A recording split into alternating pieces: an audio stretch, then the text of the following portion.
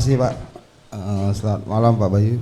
Selamat malam Pak Putu. Perkenalkan saya Putu Hendra dari Bali, Singaraja Bali Pak. Bali tapi Lampung ya? Enggak Pak, Bali asli. Oh betul ya, dari Bali memang. Oke. Oh, iya Pak. Baik. Saya punya pohon jeruk di rumah Pak. Buahnya nggak ada airnya Pak. Baik. Padahal setiap penyiraman kita normal Pak. Kandungan airnya berkurang Pak. Itu satu Pak. Untuk yang kedua pembuatan fitoplankton laut Pak. Plankton untuk laut. Benih Baik. bandeng Pak. Baik.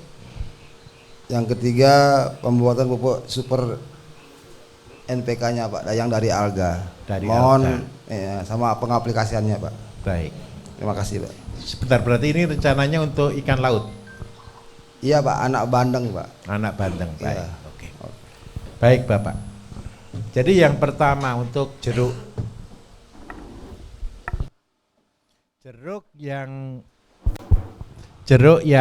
tanda kutip tidak ada air, tidak banyak airnya. Nah, Bapak Ibu, kalau kita punya tanaman jeruk nih, pada musim-musim tertentu seperti lemon, jeruk keprok dan sebagainya, kadang-kadang itu jeruknya itu kayak kering. Buahnya bisa besar tapi dalamnya kering. Beberapa penyebab. Yang pertama bisa juga karena virus. Yang kedua bisa juga karena nutrisi. Yang paling gampang rata-rata adalah kalau pohonnya tidak sampai mati, berarti dia tidak terkena virus. Terus yang kedua penyelamatannya berarti kita gunakan nutrisi yang cukup. Nutrisi yang cukup itu kadang-kadang orang berpikir ini airnya sudah cukup tapi kenapa jeruknya kok kering, cenderung tidak ada airnya sama sekali. Nah kalau kami yang pertama Pak yang dilakukan adalah pemberian KCL. KCL-nya minta tolong disemprotkan tiap minggu sampai masa berbuah total. Ini sekitar selama 3 bulan. Ini kunci yang pertama. Terus yang kedua, kita berikan nutrisi. Nutrisinya terbagus Pak, kalau jeruk gini bisa dikasih garam, plus air kelapa, terus plus jeroan Pak, ikan. Jadi kata kuncinya di sini kenapa kadang-kadang kurang air karena kurang garam. Kurang garam. Jadi bisa ditambah garam, ditambah air kelapa, ini ya ini 20%, ini di level ini 1 kilo per 100 liter. Lah ini baru kalau seandainya ini 20%, ini 80%-nya.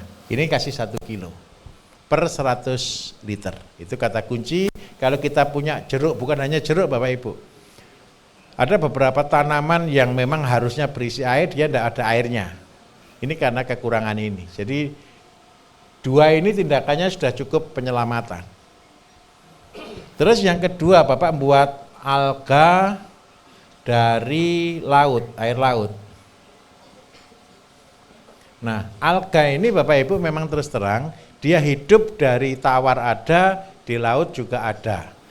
Alga di laut rata-rata ada 2, alga hijau juga dan alga merah. Kalau untuk pakan bandeng, kalau memang goalnya untuk pakan bandeng sudah spesifik, Bapak ambil air laut yang, kalau ini syaratnya Pak, ada di muara Pak. Ada di muara, bandeng itu kan tinggalnya di sini kan Pak. Dia bertelur kan di sini, dia menetas juga di sini paling banyak untuk anak-anaknya. Kenapa dia menetas di sini? Karena kondisinya salinitas tidak terlalu tinggi dan di sini adalah pusatnya makanan. Jadi kalau kita buat alga yang dari air laut, bukan air laut yang murni, tapi air laut yang dicampur dengan air tawar. Bukan payo juga cenderung ke laut, tapi ya tidak terlalu salinitas tidak terlalu tinggi gitulah. Itu di situ di muara. Nah, ambil alganya bibitnya dari sini, Pak. Setelah dapat, Bapak Ibu, ini untuk semuanya, peternak gurami, peternak pentambak nila, petambak apapun yang memang awal buraya memang sengaja langsung dikasih makan fitoplankton atau alga. Fitoplankton itu juga bagian dari alga Pak sebenarnya. Cara buatnya begini, ambil galon air Bapak Ibu, ya. Ini kan ada tutupnya di bawah. Tutupnya ini kasih stop keran ke sini. Nah, ini kondisi terbuka. Selama ini kemarin saya membuatkan alga, konsepnya kan cuma simpel. Dimasukkan dalam galon, galonnya kan gini di atas gini kan, tapi kondisi terbuka. Nah, ini muncul alga secara alami aja. Tetapi kalau sudah model kayak gini, kita buat kultur. Kultur itu berarti kita buat intensif. Kalau di sini kan kita biarkan saja dia akan berkembang, walaupun lambat.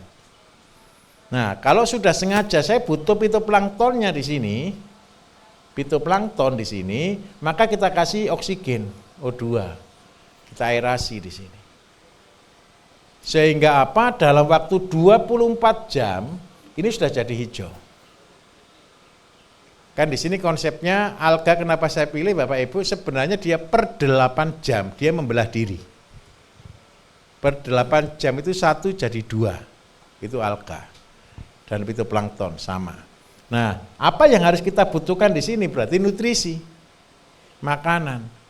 Makanan terbagus, makanan fitoplankton terbagus itu namanya pupuk, Bapak Ibu. Kenapa munculnya di muara? Di muara ini kan dari air tawar ya. Air tawar dari mana Bapak Ibu? Gunung. Gunung itu bawa makanan dari gunung dikirim ke laut. Hebatnya laut itu satu Bapak Ibu. Ikannya tidak pernah dikasih makan besar-besar. Dan tidak pernah habis. Ada orang ngasih makan ikan di laut? Perasaan saya tidak ada. Kenapa saya membuat konsep teori pelihara ikan tanpa beli pakan? Itu sebenarnya saya cuma belajar konsepnya laut. Laut itu konsepnya dia hidup itu dari sumber air di gunung, ketika hujan dia turun, membawa semua nutrisi, sehingga di daerah muara ini pasti jadi subur dan semua ikan itu paling banyak di sini. Kemudian ombak itu adalah oksidasi, ombak itu menambah oksigen, sehingga terjadi pelipat gandaan plankton yang dipupuk dari gunung. Kemudian yang kedua, inilah yang akan menjadi makanan ikan seluruh laut. Jadi laut itu memupuk dirinya sendiri dengan konsep alami. Nah, kolam kita juga sama seperti itu. Jadi kalau kita punya sepertiga, terus 2/3-nya daratan, terus kita putar airnya, maka yang terjadi sebenarnya sistem itu. Dan ke depan Bapak Ibu, mungkin 3 atau 4 tahun ke depan, Bapak Ibu pasti akan masuk ke level itu. Ke aqua farming yang betul-betul aqua farming. Soalnya kita sudah meninggalkan konsep mencangkul. Dan ingat baik-baik, kalau saya bilang begini berarti jangan beli traktor lagi ya di sini. Karena sebentar lagi traktor akan ditinggalkan. Bapak Ibu akan beralih total ke sawah palsu. Sawah palsu itu model kayak aquaponik lagi nanti jadinya. Jadi semua sudah pakai full otomatis, semua sudah pakai full modern, air disirkulasi, kolamnya tambah lama tambah subur, tanahnya tambah lama tambah subur. Secara otomatis. Dan ini berita buruk. Ketika sudah sampai di level ini, semua harga akan anjlok. Harga pertanian. Jadi kalau ada petani yang berharap harga mahal, saya minta maaf. Sebentar lagi kita akan murah-murahan harga. Apa yang kita adu? Teknologi. Tenang Bapak Ibu. Bapak Ibu sudah saya bekali, ini ilmu teknologi tertinggi yang saya buat pakai cangkul. Tahu maksud saya ya? Ini ilmu tinggi sekali. Kalau di luar negeri ini laboratoriumnya miliar dolar Bapak Ibu, bukan miliar rupiah. Tetapi saya akan gunakan ilmu yang mahal itu dengan dengkul kita saja cukup. Karena itu sistem pengajaran saya yang saya ajarkan, itu dari step by step, pokoknya modal 0 sampai jadi orang sukses. 3 tahun lagi kan saya doakan, Bapak Ibu sudah jadi miliarder semua. Amin. Kalau sudah punya uang, tolong, saya minta tolong, jangan dipakai hura-hura ya. Jangan dipakai untuk yang tidak berguna ya. Tolong mulai memperbaiki sistem pertaniannya. Perang global itu nanti Bapak Ibu akan beradu murah. Saya mau katakan jujur, kalau petani hari ini kita sudah sampai ke perang global murah-murahan, kira-kira petani Indonesia gulung tikar semua atau tidak? Apa buktinya kalau kita tidak siap? Kalau kita impor dari luar negeri, berarti harga luar negeri lebih murah atau lebih mahal? Sapi itu loh Bapak Ibu. Coba bayangkan ya. Sapi itu kayak kita sudah tidak bisa berhitung lagi kok. Kalkulator kita sudah rusak semua kok. Apa buktinya kalau kalkulator kita rusak semua? Kalau pemerintah ini loss ya, impor sapi dari Australia. Game over enggak petani Indonesia? Selesai. Cuman masih ada batasan-batasan. Sebentar lagi ketika batasan-batasan ini dicabut, 2030 loh Bapak Ibu. Kurang berapa tahun dari sekarang? 6 tahun. Ketika itu dicabut, selesai enggak peternak Indonesia? Selesai. Kan coba nalar betul-betul. Australia Bapak Ibu, produksi sapi bisa gampang sekali. Bukan hanya Australia, Eropa juga semua sama. New Zealand terutama. Tapi saya minta maaf, kita loh enggak siap kalau waktu itu terjadi. Padi contoh, padi. Indonesia ngotot itu loh. 6 ton aja enggak tercapai. Vietnam, tetangga-tetangga kita, Thailand, apalagi Cina, sudah 30 Bapak Ibu. Terus kalau kita tidak berubah, prediksi saya, petani Indonesia habis atau tidak? Habis.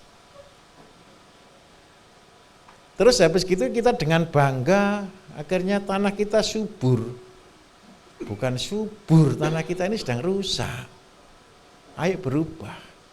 Cara satu-satunya hanya satu, kemandirian. Nah, di dalam konsep ini, air laut ini, kalau Bapak Ibu sudah bisa sampai ke alga, kemarin alga cuma saya singgung sangat kecil sekali. Itu cara tradisional, untuk saya memperkenalkan untuk era 3 tahun ke depan. Nah, kalau sudah sampai di level ini, sudah buat sistem kita oksidasi seperti ini, kita namanya kita kultur. Tujuannya apa? Ini full fitoplankton. Punya tambak 1000 meter Bapak Ibu, kalau dengan kultur ini paling cuma butuh 100 meter, enggak sampai, ini sudah over pakan. Jadi nanti, ini saya tunjukkan kalau modern ya. Sebenarnya Bapak Ibu punya 1000 meter, Bapak Ibu punya kan bak aja 3, namanya bak pembiakan plankton. Kalau boleh pakai fiber. Terus yang kedua, airnya kalau ini laut ya, saya juga punya ini di daerah Halmahera Bapak Ibu. Jadi kita ngambil dari air laut ditambah dengan air tawar. Kita pelihara sapi, kita pelihara kambing untuk mupuk ini. Ini kita kultur setiap hari. Model kayak bioflok, tahu bioflok? Oksigen melimpah di sini. Ini sampai berbuih-buih ini keluarnya fitoplankton. Lah fitoplankton ini tinggal kita gayung, kita kasihkan ke nenernya bandeng tadi. Kalau sudah sampai ini pakan mahal atau murah? Murah. Gratis atau beli? Kan Bapak Ibu masih belajar dulu, jangan ini dulu deh, belajar pakai asola dulu. Asola kan masih kelihatan mata tuh Bapak Ibu. Ini bukan skala laboratorium. Tapi kalau ke depan, kita terpaksa juga akan masuk ke skala laboratorium. Bapak Ibu sudah fokus ke modern.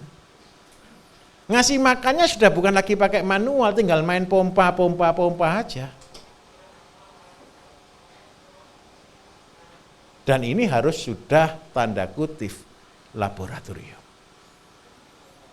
Kalau sudah fokus untuk pakan saja, berarti benih plankton yang ada di sini semua sudah khusus.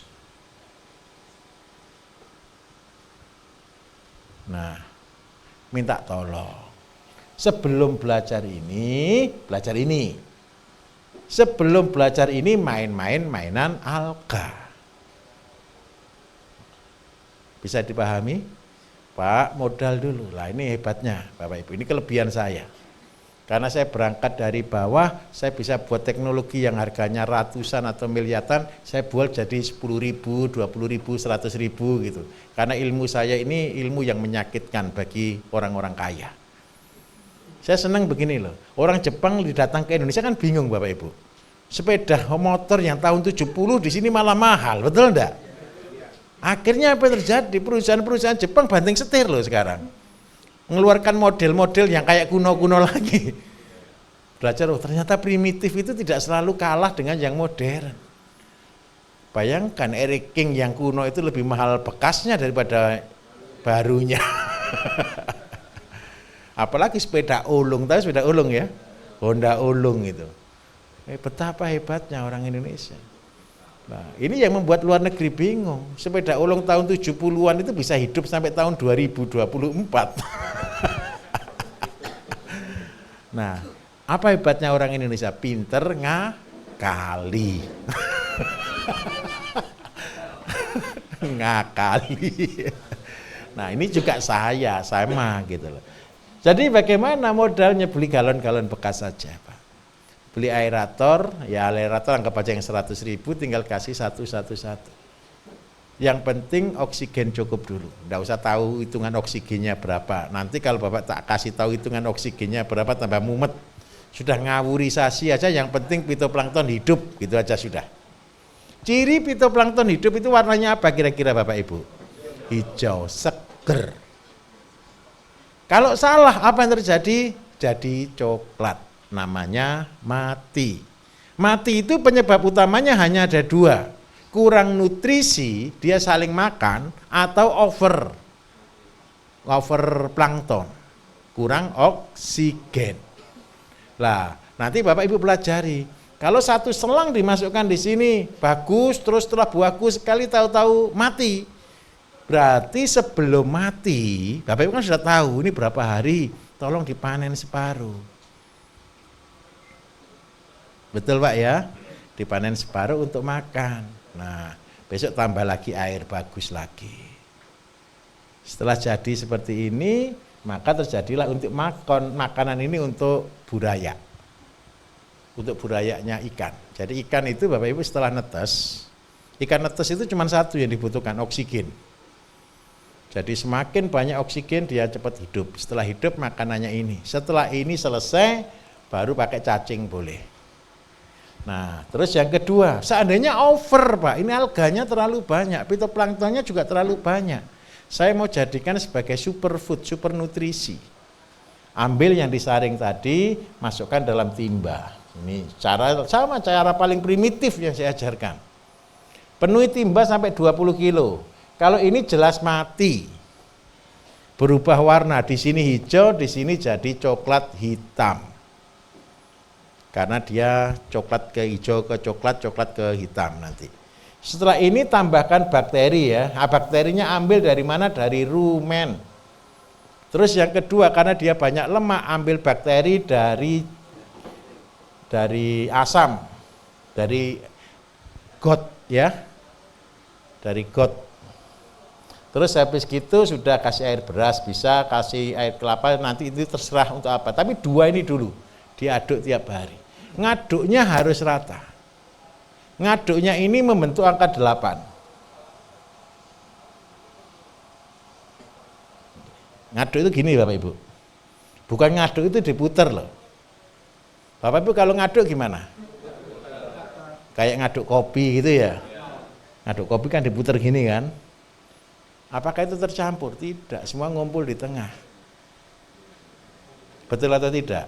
Tapi ketika ngaduknya itu diputer kanan kiri gini, kira-kira rata enggak kira-kira? Angka 8 itu artinya apa Bapak Ibu? Tidak ada yang putus. Kromosom kita itu angka 8. Nah, besok-besok, enggak hari inilah. Kalau sudah pinter, akan tahu kenapa kita harus buat angka 8. Angka 8 itu bahasanya apa ya? Pentagon itu berapa? 9. Iya kan? Kalau ini oktagon. Nah, ini oktagon. Ini teknologinya. Bisa dipahami, Pak? Prosesnya berapa hari, Pak? Prosesnya 14 hari.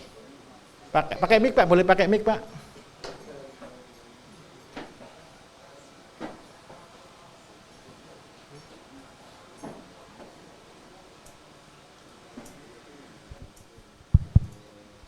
Bisa pakai itu Pak, pakai katalis Pak. Sebentar, untuk apa dulu? Untuk pupuknya Pak, pengganti rumen itu bisa Pak. Oh jangan. Ini kalau dikasih rumen jadi nutrisi. Kalau Bapak cuma untuk jadi pupuk apa dulu? Jadi ZPT. NPK Pak. Kalau jadi NPK, sudah enggak usah dikasih rumen lagi kalau dijadikan NPK. Kalau dijadikan NPK, Bapak olah ini sebagai campuran dari kotoran kambing, kotoran sapi, ditambah katalis, diproses seperti NPK, horti, gitu ya. Untuk pupuk pembuatan alganya Pak? Untuk pembuatan alganya, gini, untuk pembuatan alganya ini Bapak Ibu air leri bisa, pakai ZPT bisa, pakai pupuk horti bisa.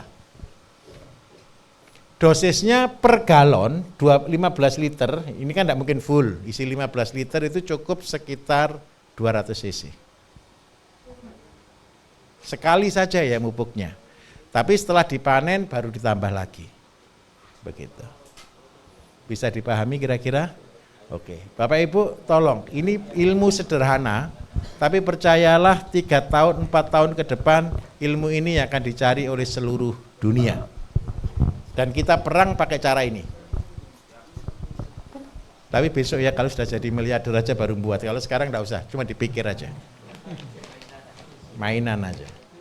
Saya kepengen petani itu punya mainan habis ini. Mainannya apa? Laboratorium.